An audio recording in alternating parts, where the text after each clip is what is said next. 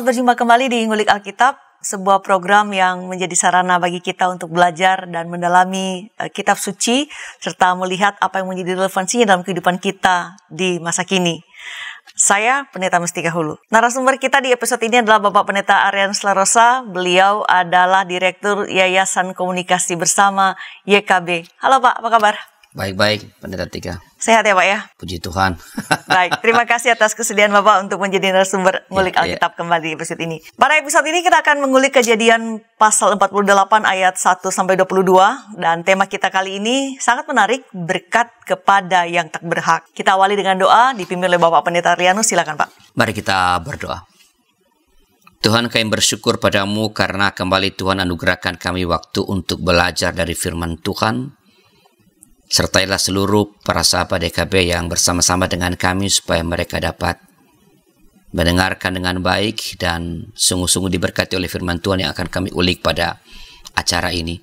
Juga seluruh kru di studio YKB dan kami yang akan melakukan siaran ini, boleh Tuhan berkati semua persiapan-persiapan Engkau pakai supaya boleh disampaikan dengan baik kepada seluruh sahabat DKB pada saat ini.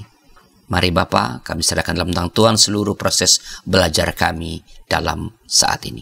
Demi Yesus Tuhan kami berdoa. Amin. Amin. Baik, sahabat, saya akan membacakan Kejadian pasal 48 ayat 1-22 dari studio. Silakan para sahabat menyimak atau memperhatikan Alkitab yang ada di tangan para sahabat sekalian. Kejadian 48 ayat 1-22. Sesudah itu ada orang mengatakan kepada Yusuf, "Ayahmu sakit." Lalu dibawanyalah kedua anaknya Manasye dan Efraim. Ketika diberitahukan kepada Yakub, "Telah datang anakmu Yusuf kepadamu," maka Israel mengumpulkan segenap kekuatannya dan duduklah ia di tempat tidurnya. Berkatalah Yakub kepada Yusuf, "Allah yang Maha Kuasa telah menampakkan diri kepadaku di Luz di tanah Kanaan dan memberkati aku serta berfirman kepadaku, 'Akulah yang membuat engkau beranak cucu, dan aku akan membuat engkau bertambah banyak dan menjadi sekumpulan bangsa-bangsa. Aku akan memberikan negeri ini kepada keturunanmu untuk menjadi milikmu sampai selama-lamanya.' Maka sekarang kedua anakmu yang lahir bagimu di tanah Mesir, sebelum aku datang kepadamu ke Mesir, akulah yang empunya mereka. Akulah yang akan empunya Efraim dan Manasye sama seperti Ruben dan Simeon, dan keturunanmu yang kau peroleh sesudah mereka, engkaulah yang empunya. Tetapi dalam pembagian warisan, nama mereka akan disebutkan berdasarkan nama kedua saudaranya itu. Kalau aku, pada waktu perjalananku dari Padan, aku kematian Rahel di tanah Kanaan di jalan, ketika kami tidak berapa jauh lagi dari Efrata, dan aku menguburkannya di sana, di sisi jalan ke Efrata, yaitu Bethlehem. Ketika Israel melihat anak-anak Yusuf itu, bertanyalah ia, 'Siapakah ini?' Jawab Yusuf kepada ayahnya, 'Inilah anak-anakku yang telah diberikan Allah kepadaku di sini.' Maka kata Yakub, 'Dekatkanlah mereka kepadaku, supaya aku berkati mereka. Adapun mata Israel telah kabur karena tuanya, jadi ia tidak dapat lagi melihat.'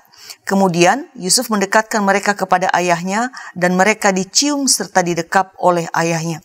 Lalu berkatalah Israel kepada Yusuf, 'Tidak kusangka-sangka bahwa aku akan melihat mukamu lagi, tetapi sekarang Allah bahkan memberi aku melihat keturunanmu.'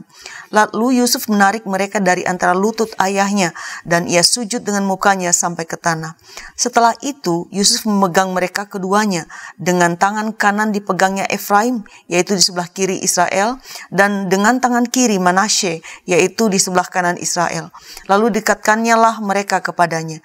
Tetapi Israel mengulurkan tangan kanannya dan meletakkannya di atas kepala Efraim, walaupun ia yang bungsu, dan tangan kirinya di atas kepala Manasye. Jadi tangannya bersilang, walaupun Manasye yang sulung.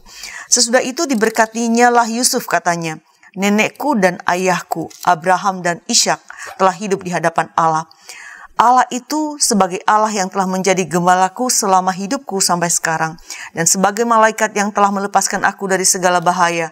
Dialah kiranya yang memberkati orang-orang muda ini, sehingga namaku serta nama nenek dan bapakku Abraham dan Ishak termasyhur oleh karena mereka, dan sehingga mereka bertambah-tambah menjadi jumlah yang besar di bumi.' Ketika Yusuf melihat bahwa ayahnya meletakkan tangan kanannya di atas kepala Efraim, hal itu dipandangnya tidak baik. Lalu dipegangnyalah tangan ayahnya untuk memindahkannya dari atas kepala Efraim ke atas kepala Manasye. Katanya kepada ayahnya, "Janganlah demikian ayahku, sebab inilah yang sulung. Letakkanlah tangan kananmu ke atas kepalanya." Tetapi ayahnya menolak, katanya, "Aku tahu anakku, aku tahu. Ia juga akan menjadi suatu bangsa dan ia juga akan menjadi besar kuasanya. Walaupun begitu, adiknya akan lebih besar kuasanya daripadanya dan keturunan adiknya itu akan menjadi sejumlah besar bangsa-bangsa." Lalu diberkatinya lah mereka pada waktu itu, katanya, "Dengan menyebutkan namamu lah orang Israel akan memberkati demikian. Allah kiranya membuat engkau seperti Efraim dan seperti Manasye.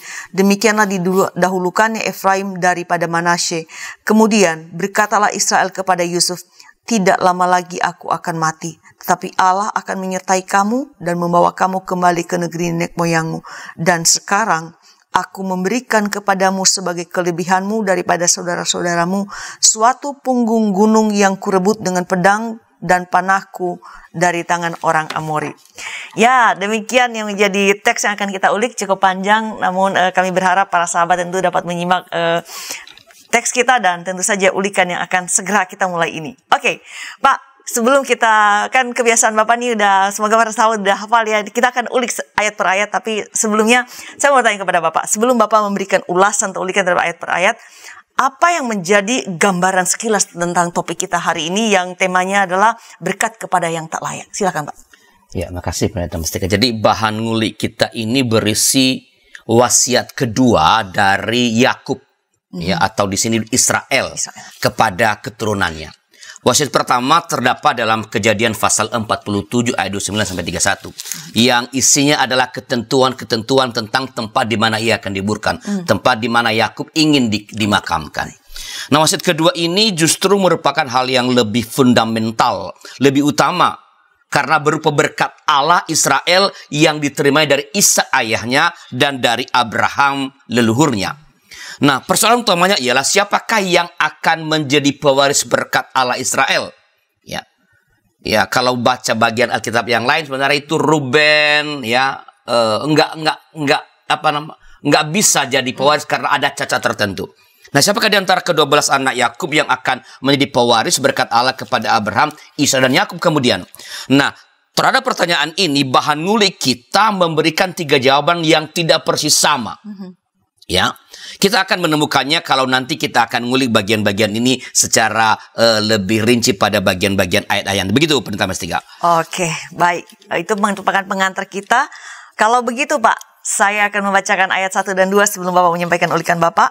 Sesudah itu ada orang mengatakan kepada Yusuf, "Ayahmu sakit." Lalu dibawanyalah kedua anaknya Manasye dan Efraim. Ketika diberitahukan kepada Yakub, "Telah datang anakmu Yusuf kepadamu," maka Israel mengumpulkan segenap kekuatannya dan duduklah ia di tempat tidurnya. Nah, apa merupakan pesan 2 ayat ini, Pak? Silakan. Ya, jadi dari sudut rumusan ayat ini secara khusus ayat yang pertama mengaitkan atau memberikan hubungan antara bahan kita dengan bagian sebelumnya, wasiat yang pertama tadi. Ya. Ini bisa kita lihat dalam kalimat atau dalam kata sesudah itu, sesudah ia memberikan wasiat yang pertama. Nah, dari sudut isi ayat ini memberikan contoh bagaimana sebaiknya relasi orang tua dengan anak. Ketika Yusuf mendengarkan bahwa ayahnya sakit, maksudnya sebentar berada dalam keadaan yang sangat kritis menjelang ajal, Yusuf segera berinisiatif untuk membawa anak-anaknya berjumpa dengan sang ayah, dengan kakek mereka, ya, disebut dalam arti dengan nenek mereka, ya. Kita bisa menyebut kakek kalau laki-laki, ya. Nah, memang terdengar aneh ya bahwa Yusuf mendengarkan kabar tentang keadaan ayahnya dari orang lain, ya. Seolah-olah ia tidak dekat dengan ayahnya dan tidak memonitor keadaan ayahnya. Padahal di Kejadian pasal 39 ayat 29 sampai 31 ada percakapan personal. Bahkan ada perjanjian antara Yusuf dengan Yakub ayahnya. Ini aneh. Tapi hal yang tampak aneh ini sebenarnya terjadi karena dalam bahan kita ini ya ada lapis-lapis cerita yang berasal dari tangan-tangan penulis-penulis yang berbeda ya di dalam pasal 48 ini. Makanya agak repot nih membahasakannya. Ya, nanti semoga secara perlahan-lahan lapis-lapis ini akan terjelaskan. Yang penting kita perhatikan ialah bahwa segera setelah mengetahui kabar tentang keadaan ayahnya, Yusuf berinisiatif untuk membawa anak-anaknya kepada Yakub. Nah, ada beberapa pandangan tentang motif Yusuf mengapa ia membawa anak-anaknya kepada ayahnya yang sedang menanti ajal ini. Ada yang misalnya yang berpendapat bahwa Yusuf itu secara bersengaja membawa anak-anaknya supaya anak-anaknya diberkati secara khusus karena ia merasa telah mengerjakan lebih banyak hal kepada ayahnya dengan menerima seluruh keluarganya di tanah Mesir. Ya, ada yang berpendapat begitu. Tapi saya sendiri memaknai ini dari perspektif pengalaman saya sendiri. Ini dari perspektif pembaca saya. Ya, saya ingat ketika ibu saya meninggal.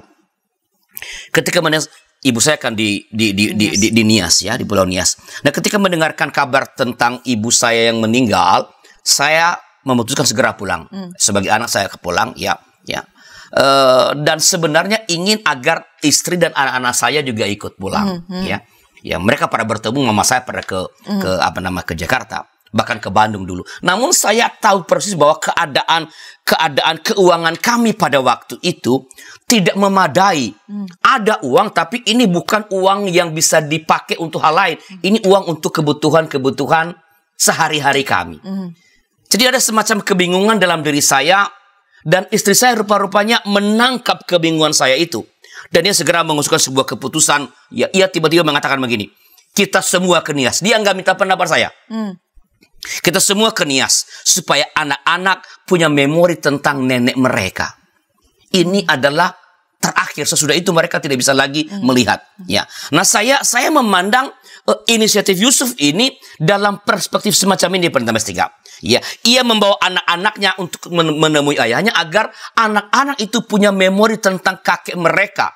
Dan supaya ayahnya mengalami kegembiraan di ujung usianya ia berjumpa dengan cucu-cucunya. Nah, Yakub pun mengumpulkan segala sisa kekuatan fisiknya untuk menyambut kunjungan anak dan cucu-cucunya ini. Nah, momen-momen untuk saling memberi dan melakukan yang terbaik dalam relasi anak dan orang tua ini, bahkan sampai ke cucu ini, sangat penting untuk kita renungkan. Ya, saya selalu berpikir bahwa kalau kita baca Alkitab, kita mesti lebih baik di samping mengenal kisahnya, kita memetik pesannya. Ini sebaiknya dilakukan dalam sepanjang relasi ketika kedua belah pihak, anak dan orang tua masih sehat. Jangan menunggu sampai menjelang ajal untuk mengunjungi orang tua. Apalagi kalau baru melakukannya setelah orang tua meninggal. Dengan kunjungan rutin ke makamnya. Ya, ini juga boleh-boleh saja. Bagi dilakukan, mengunjungi makam juga boleh saja, membersihkannya. Ya, itu juga boleh. Tapi yang jauh lebih baik adalah merawat relasi dengan orang tua itu. Relasi yang hangat itu selama mereka masih hidup. Kasih kepada orang tua perlu dinyatakan ketika mereka masih ada dalam dunia ini. Ini pesannya.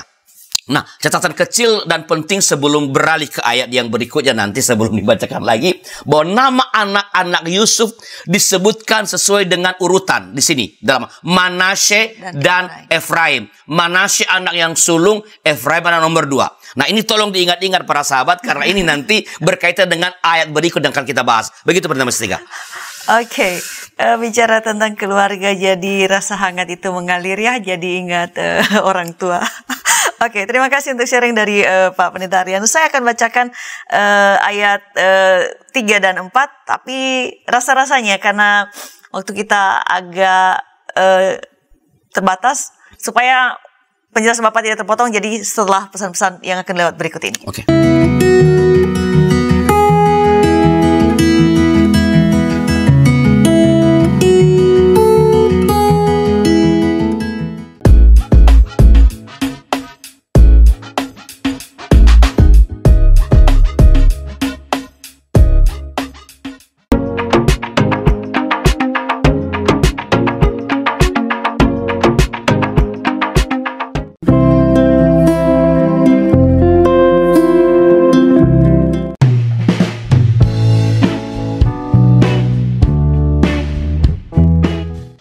Sahabat, mari dukung pelayanan dan pekabaran Injil melalui YKB dengan membagikan link acara ini kepada sebanyak mungkin orang. Dukungan juga dapat saudara lakukan dengan mentransfer dukungan finansial ke rekening BCA ke nomor 450 305 2990 450 305 2990 atas nama Yayasan Komunikasi Bersama.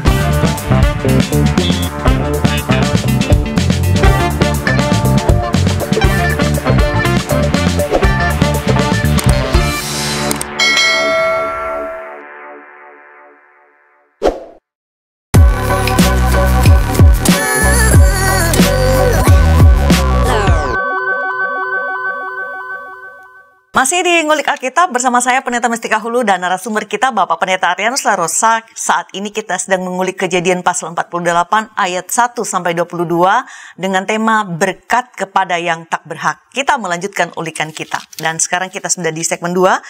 Seperti tadi saya katakan di ujung segmen 1 bahwa kita akan melanjutkan di ayat 3 dan 4, maka sebelum Bapak Pendeta Arianus menyampaikan ulikannya, saya bacakan terlebih dahulu.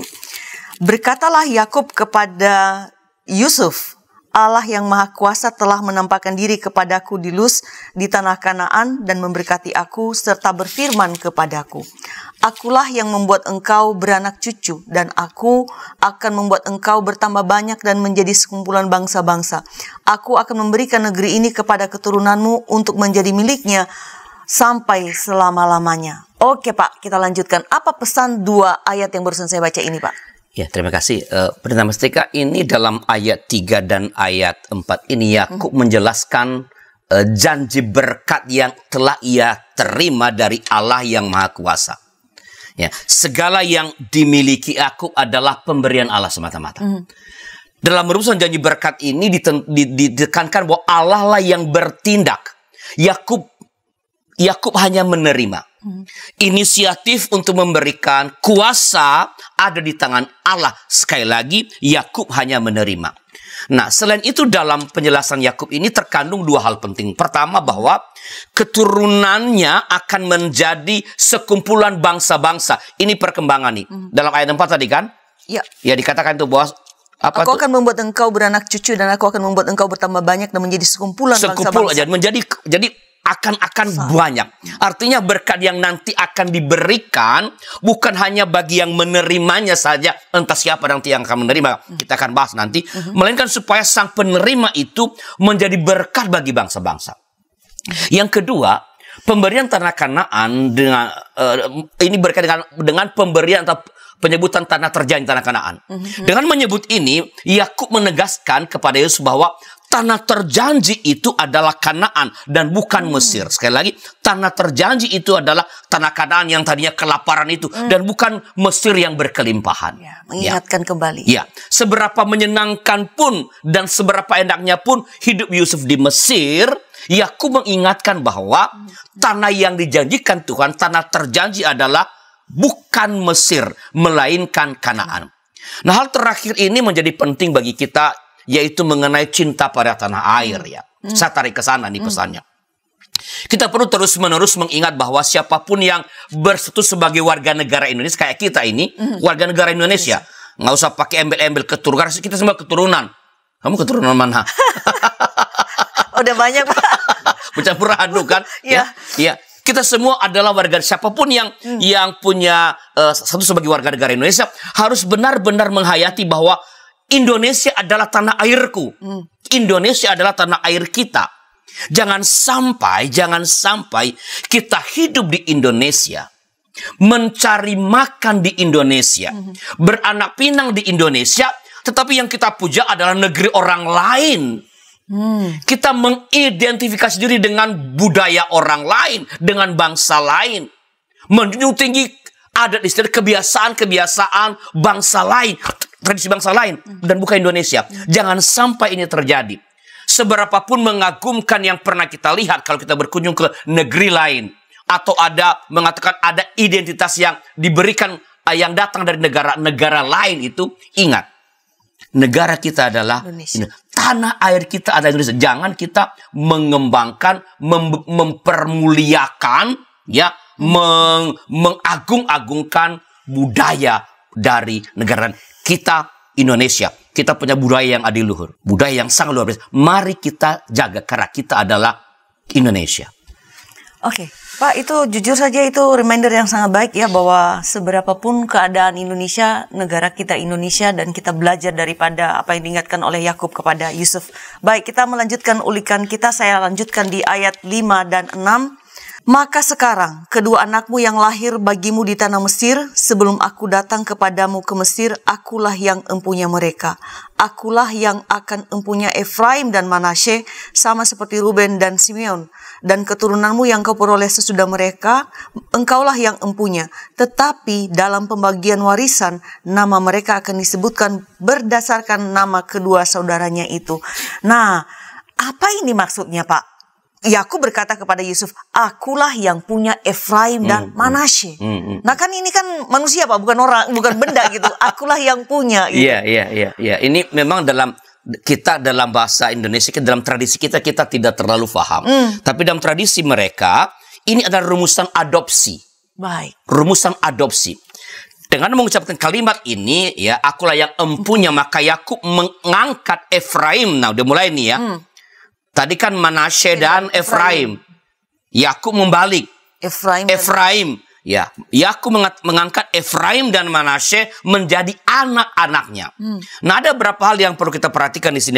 Pertama ialah bahwa penulis ayat 5 dan 6 ini yang biasa disebut sebagai kelompok para imam, priest atau padri, ya, satu kelompok penulis Alkitab itu yang juga menulis Kejadian pasal 1 tentang penciptaan. Ya, ini memandang bahwa anak-anak Yusuf yang lahir di Mesir dan dari ibu berkebangsaan Mesir adalah warga negara Mesir. Karena dari situ kelahiran. Lahir di sana ya kamu warga negara Mesir. Kamu bukan warga negara orang Israel. Nah, dengan diangkatnya mereka menjadi anak oleh Yakub, maka mereka ini, Efraim dan Manasye ini, kini menjadi orang Israel. Kedua anak Yusuf ini pun diangkat status dari cucu menjadi anak. Ini memang sesuatu yang kita nggak lazim ya, nggak lazim bagi kita. Mereka berdua kini menjadi setara dengan anak-anak Yakub yang lain, paman-pamannya, setara dengan ayahnya. Jadi ayahnya adalah abangnya, bahkan jadi adik ini nanti. Ya, kalau kita lihat nanti, ya, bukan sekadar diangkat menjadi anak, melainkan dijadikan anak sulung dan anak yang kedua. Jadi di atasnya ayahnya. Ya, karena seperti Ruben tadi kan. Dan Simeon. Ruben adalah anak yang pertama. Jadi Efraim anak kedua itu diangkat menjadi anak sulung oleh Yakub. Perhatikan bahwa dalam ayat 5 Efraim dan Manasye disejarkan dengan Ruben dan Simeon. Saya sudah katakan tadi. Anak sulung dan anak kedua Yakub dari Lea, istri pertamanya. Penyebutan nama pun dibalik, ya. Efraim yang adalah anak kedua Yusuf disebut lebih dahulu. Manasye yang adalah anak sulung disebut belakangan. Jadi yang terjadi di sini bukan sekadar mengangkat kedua cucunya ini menjadi anaknya, tapi juga mengangkat Efraim, ya, sang cucu dari Yusuf, anak yang kedua itu, anak Yusuf yang kedua, menjadi anak sulung. Dan Manasye yang adalah anak sulung Yusuf justru dijadikan anak kedua oleh Yakub. Nah, dengan demikian mereka pun jadinya termasuk dalam pewaris tanah terjanji, punya hak karena mereka adalah anak, yaitu tanah Kanaan. Sedangkan Efraim yang ditabis menjadi anak sulung akan menjadi pewaris atau menjadi pewaris berkat dari para leluhur yang telah diberikan oleh Tuhan kepada Abraham, Ishak, dan tentu kepada Yakub. Nah, kita lihat bahwa berkat yang terkandung dalam perjanjian antara Tuhan dan Abraham diteruskan kepada anak yang tidak berhak. Ini judul kita. Diberikan kepada yang tidak berhak. Semestinya berkat ini diberikan oleh Yakub kepada Ruben, anak sulungnya. Secara hukum, Rubenlah yang berhak. Tetapi Yakub tak memberikannya kepada Ruben. Bahkan bukan juga kepada anak-anaknya yang lain, melainkan kepada cucunya. Sang cucu yang diberi berkat ini bukan juga anak sulung, melainkan anak nomor 2. Jadi Efraim memiliki double atau bahkan triple ketidakberhakan sebenarnya. Pertama, ia bukan anak. Kedua, ia bukan anak sulung dari Yusuf. Ketiga, ia lahir dari ibu yang berkebangsaan Mesir, jadi bukan keturunan Israel. Ia punya 3 hal yang sebenarnya mengatakan you tidak berhak. Nah, demikianlah berkat janji keselamatan itu, ya, janji tentang bangsa yang besar itu diberikan kepada yang tak berhak, sama dengan kakeknya sebenarnya, dengan Yakub. Kan gak berhak, dia anak kedua. Dia kalau itu merebut, Yakub merebut. Tapi kalau bukan kehendak Allah itu tidak akan terjadi. Ya. Dan sekarang itu diberikan kepada yang tak berhak. Nah, ini yang kemudian terjadi juga bagi kita melalui Yesus Kristus, ya, menurut saya. Ya, kita menerima keselamatan bukan karena kita berhak. Sebab Tuhan memberikannya ketika kita masih berdosa. Di dalam kaitan dengan umat pilihan dan keselamatan, semua terjadi semata karena anugerah Allah. Tak ada satupun yang layak atau berhak menerimanya. Karena itu jangan ada seorang pun yang memegahkan diri. Begitu, Pak Mas Tegar. Baik, terima kasih untuk ulikan Bapak. Saya akan lanjutkan di ayat 8 dan 9. Saya baca dulu sebelum meminta ulikan Bapak. Ketika Israel melihat anak-anak Yusuf itu, bertanyalah ia, "Siapakah ini?" Jawab Yusuf kepada ayahnya, "Inilah anak-anakku yang telah diberikan Allah kepadaku di sini." Maka kata Yakub, "Dekatkanlah mereka kepadaku supaya aku berkati mereka." Nah, ini ada pertanyaan di sini, Pak. Kenapa Yakub sudah berjumpa? Saya yakin betul bahwa dia sudah berjumpa dengan cucunya. Tapi sekarang perjumpaan ini dia nanya, siapakah ini? Ini maksudnya apa sih, Pak? Dia lupa atau ada makna khusus tentang hal ini? Silakan, Pak. Ya, bagian ini memang ini berasal dari penulis yang lain. Jadi memang tidak nyambung dengan yang di atas tadi itu. Lapisan demi lapisan. Tapi kesaksian mereka nanti sama sebenarnya. Tapi berbeda lapis-lapisnya ini, berbeda. Biasa disebut sumber atau sumber Elohis. Karena apa? Mereka memanggil nama Sang Maha Berbeda itu sebagai Elohim. Ya, jadi Elohim. Jadi dalam teks ini memang diandaikan bahwa Yakub untuk pertama kali berjumpa dengan anak-anak Yusuf. Memang begitu. Bukan seperti yang pertama tadi. Ya, tadi kan Yusuf membawa. Ini tidak, ya. Yang mengejutkan ialah inisiatif Yakub untuk memberkati cucu-cucunya. Ya. Berkat di sini bukan berkat umum, melainkan berkat berkaitan dengan warisan dan nanti perjanjian keselamatan yang diturunkan dari para leluhur kepada Israel turun-temurun. Jawaban Yusuf mengatakan hal yang penting. Ia mengaku bahwa anak-anaknya adalah pemberian Elohim Allah, pemberian Elohim Allah Israel. Ini ungkapan kerendahan hati Yusuf. Meskipun ia pejabat, ini konteksnya di Mesir. Ia pejabat tinggi Mesir, punya kuasa yang sangat besar di Mesir. Ia tetap mengakui kebesaran Allah. Ia mengakui bahwa yang ia miliki adalah pemberian Allah. Padahal dia mengatakan, ini kan karena aku jadi pejabat di sini, pejabat tinggi, aku diberikan kuasa oleh Firaun. Ia mengatakan, ini adalah pemberian Allah. Nah, ini pesan penting bagi kita menurut saya, Pendeta Mestika.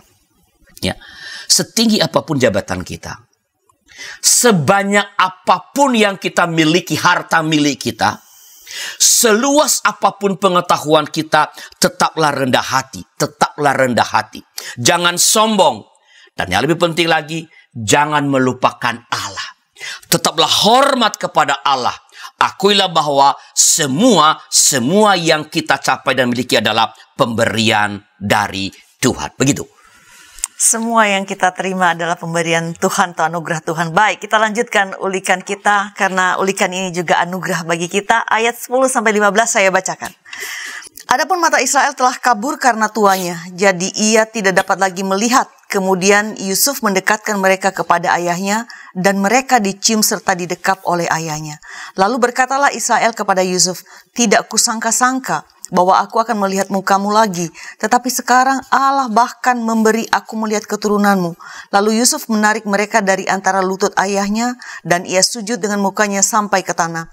Setelah itu Yusuf memegang mereka keduanya dan dengan tangan kanan dipegangnya Efraim, yaitu di sebelah kiri Israel, dan dengan tangan kiri Manasye, yaitu di sebelah kanan Israel. Lalu didekatkannya lah mereka kepadanya. Tetapi Israel mengulurkan tangan kanannya dan meletakkannya di atas kepala Efraim, walaupun ia yang bungsu, dan tangan kirinya di atas kepala Manasye. Jadi tangannya bersilang, walaupun Manasye yang sulung. Sesudah itu diberkatinya lah Yusuf, katanya, "Nenekku dan ayahku Abraham dan Ishak telah hidup di hadapan Allah. Allah itu sebagai Allah yang telah menjadi gembalaku selama hidupku sampai sekarang. Nah, karena waktu terus berjalan, jadi bagaimana ulikan Bapak terhadap ayat-ayat ini? Silakan, Pak. Ya, jadi sebagai lapisan dari kisah yang berbeda dari ayat yang 4 dan sampai 6 tadi, ayat 11 dalam ayat 11 tegaskan bahwa Yakub bertemu dengan anak-anak Yusuf untuk kali pertama. Memang ada berdasarkan ayat 10 nih, orang mengatakan dia nggak kenalin karena dia rabun ya. Rabun. Nanti akan dibantah di belakang itu. Itu akan dibantah, bukan itu. Ya, itu bukan itu. Ya, jadi ini lapis kisah yang berbeda. Ya, tapi mau dikatakan ini kali pertama Yakub bertemu dengan anak-anak Yusuf. Hal ini dapat kita tangkap dari perkataan Yakub kepada Yusuf di ayat 11. Tidak kusangka-sangka bahwa aku melihat mukamu. Tetapi sekarang Allah bahkan memberi aku melihat keturunan. Nggak kusangka aku. Sekarang bahkan bisa melihat, berarti baru kali pertama dia bertemu dengan cucunya ini. Yusuf membawa kedua anaknya kepada Yakub dan menempatkan mereka di antara lutut Yakub. Posisi ini adalah posisi untuk siap menerima berkat. Bukan sembarang duduk nih. Ya. Manasye sebagai anak tertua oleh ayahnya Yusuf ditempatkan berada di sebelah kanannya Yakub. Sedangkan Efraim di sebelah kiri, sebelah kiri. Ya. Menarik bahwa saat Yakub mengulurkan tangannya untuk memberkati, ia menyilangkan tangannya. Mestinya kan begini berkat. Jadi mestinya tangan kanannya itu di atas kepala Manasye. Tangan kiri Efraim. Ini enggak. Dia silangkan sehingga tangan kanannya di atas kepala Efraim, tangan kiri di atas kepala Manasye. Nah, dengan menyilangkan tangannya dan meletakkan tangan kanannya di atas kepala Efraim, maka Yakub menyatakan bahwa Efraim ditabiskan menjadi pewaris hak kesulungan. Ngulang yang tadi sebenarnya dari penulis yang berbeda, tapi mereka menceritakan hal yang sama dalam cara yang tidak persis sama. Ya, jadi jangan bingung. Ya, kalau kita nyambungin nggak nyambung nih cerita nih. Jadi mesti dipotong-potong seperti itu. Dengan demikian, ia juga menjadi ini Efraim.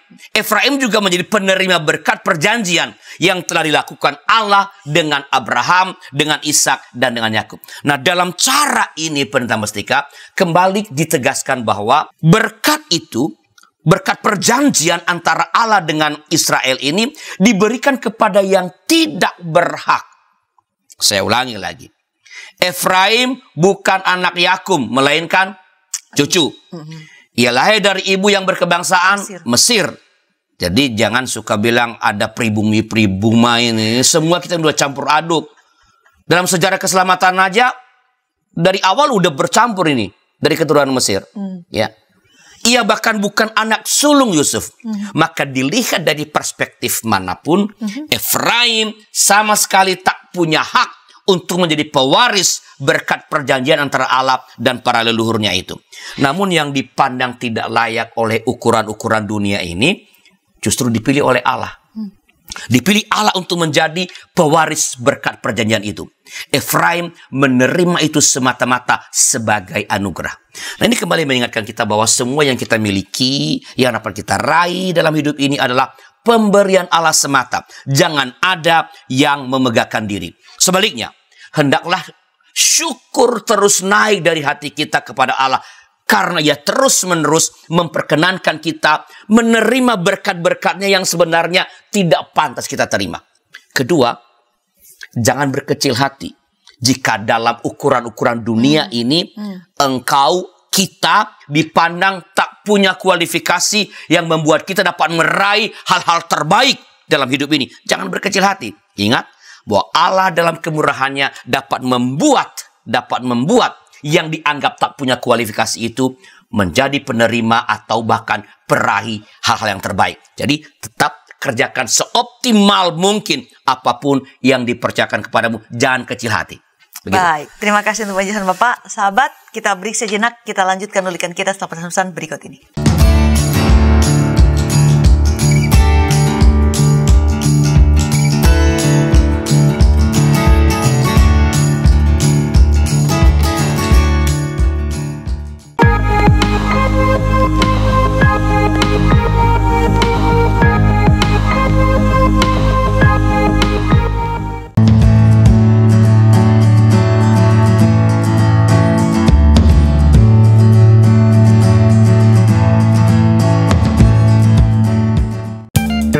sahabat, mari dukung pelayanan dan pekabaran Injil melalui YKB dengan membagikan link acara ini kepada sebanyak mungkin orang. Dukungan juga dapat saudara lakukan dengan mentransfer dukungan finansial ke rekening BCA ke nomor 450 305 2990 450 305 2990 atas nama Yayasan Komunikasi Bersama.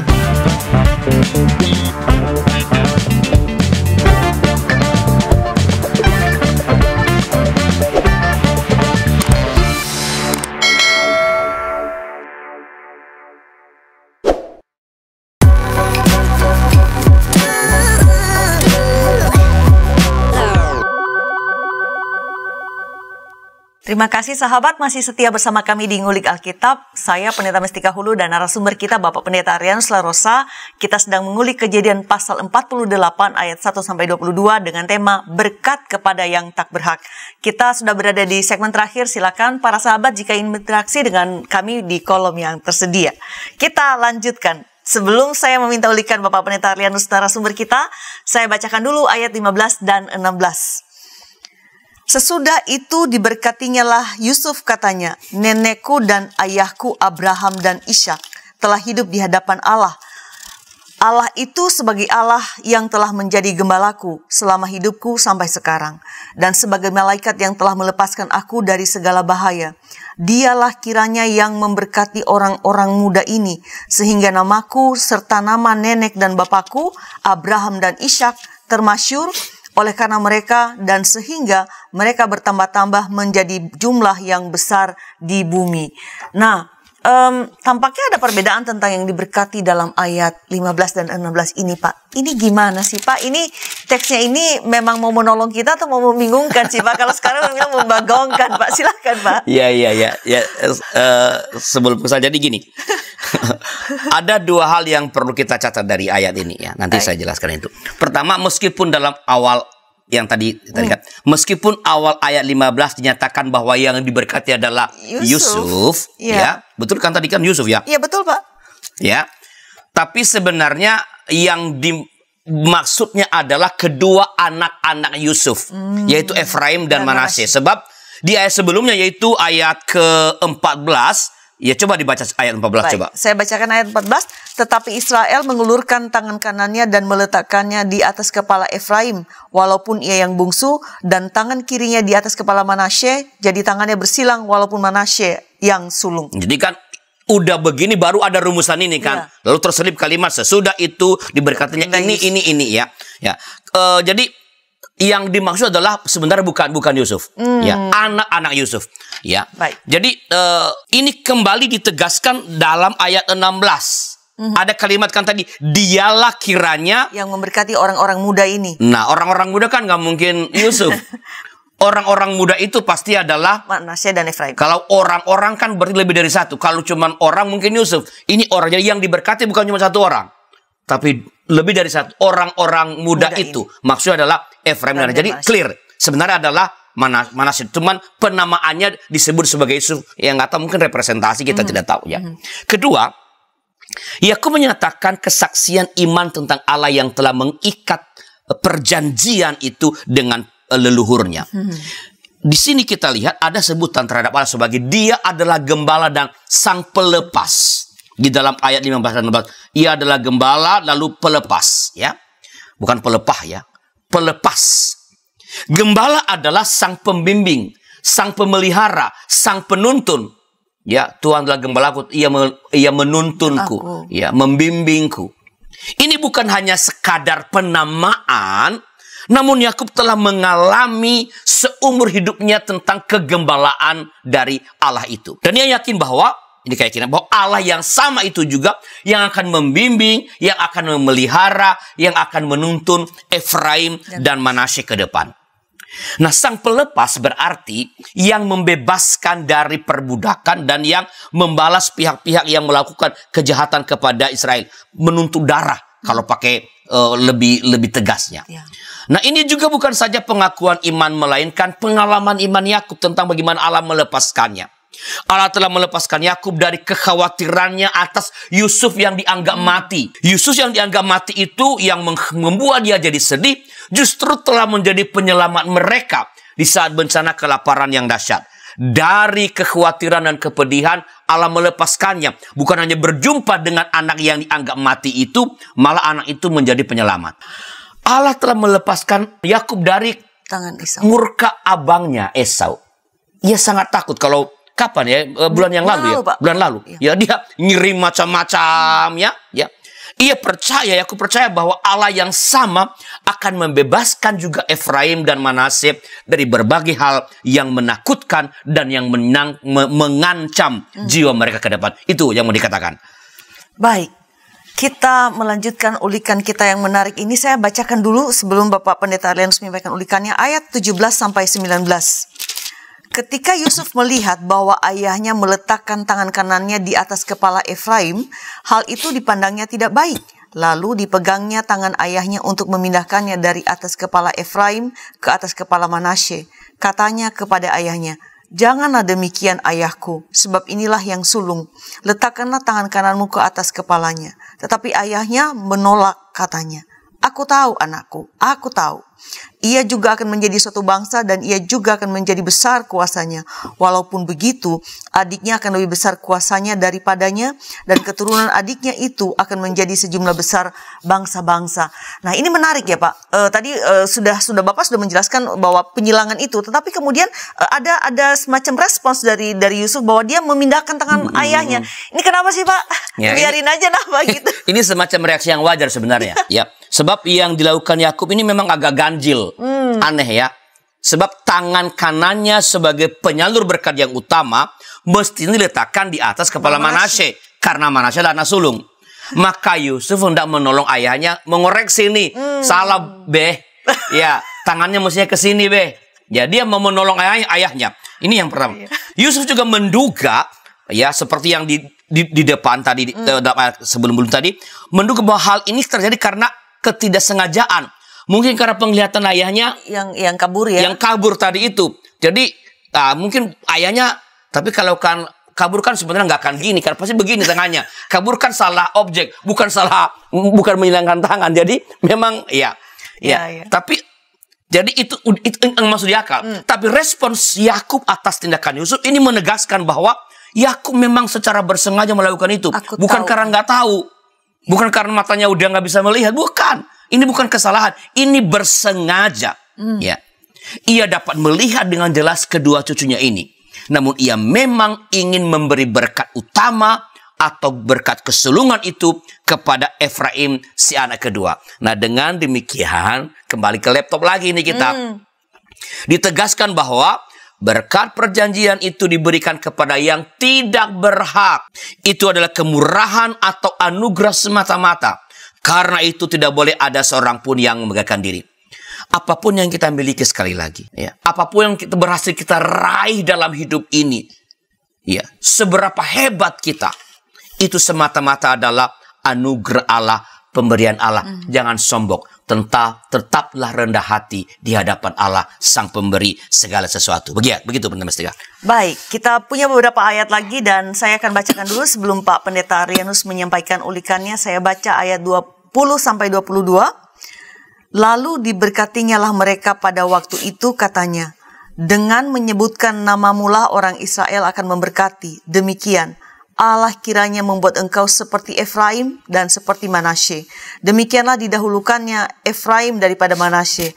Kemudian berkatalah Israel kepada Yusuf, "Tidak lama lagi aku akan mati, tetapi Allah akan menyertai kamu dan membawa kamu kembali ke negeri nenek moyangmu. Dan sekarang aku memberikan kepadamu sebagai kelebihanmu daripada saudara-saudaramu suatu punggung gunung yang kurebut dengan pedang dan panahku dari tangan orang Amori." Bagaimana ulikan Bapak terhadap ayat-ayat terakhir ini, Pak? Silakan. Nah, saya mulai dengan ayat terakhir ya, ya, bahwa ternyata kepada Yusuf, jadi gini sebenarnya ini kan Yusuf dari ke-12 suku Israel itu kan, klan dari Yusuf ini yang paling terakhir masuk ke tanah Kanaan. Ya. Sudah dididik oleh klan-klan yang lain. Kalau dalam ini disebut kakak-kakaknya Yusuf sudah lebih dulu sebenarnya berada di tanah terjanji, tanah Kanaan. Ini yang terakhir. Tetapi kepada klan yang terakhir ini justru diberikan sebuah warisan yang istimewa juga, suatu punggung gunung yang kurebut dengan pedang dan panahku dari tangan orang Amori.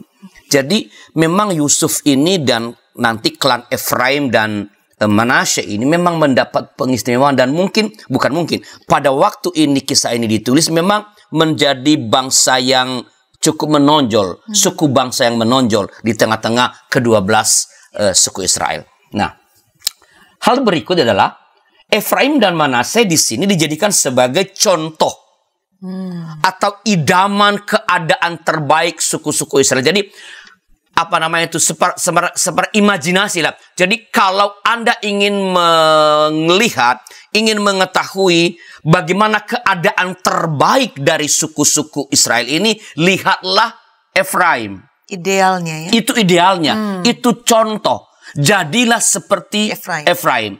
Jadilah seperti suku Efraim.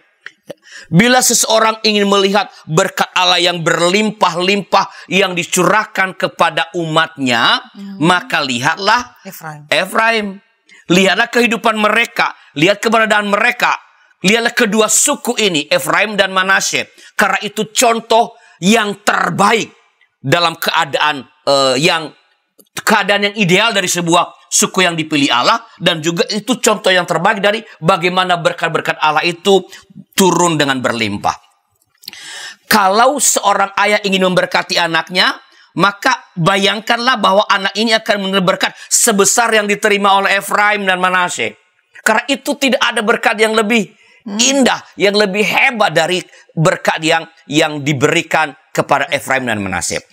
Efraim yang tidak berhak kembali ke sana lagi dan tidak punya kualifikasi yang sebenarnya patut membuat dia layak menerima berkat yang luar biasa, layak jadi gambaran ideal ya dari kehidupan yang diberkati. Betul. Nah, dialah yang justru menjadi pewaris perjanjian antara Allah dengan Abraham, Ishak dan Yakub, yang tidak layak malah diberkati, berkat kepada yang tidak layak. Jadi sekali lagi, pada mestinya jangan berkecil hati kalau kita dianggap lu nggak qualified. Nggak usah berkecil hati.